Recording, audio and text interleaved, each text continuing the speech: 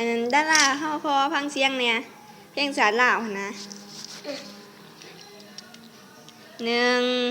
2 3เริ่มสาราตั้งแต่ใส่มาก็จะอ้วนแม่แม่สุดเลื่อยไปความแม่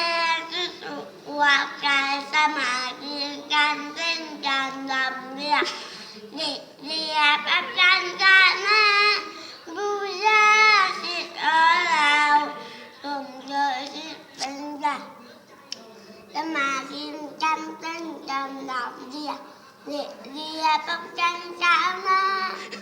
บูชาสิทธิ์เรา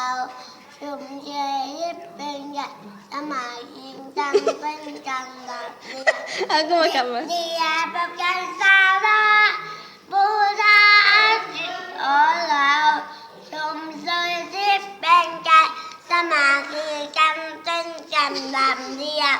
เรียบเรียบเจ้าจันทร์มา เอ้าก็มาออกมาคือกัน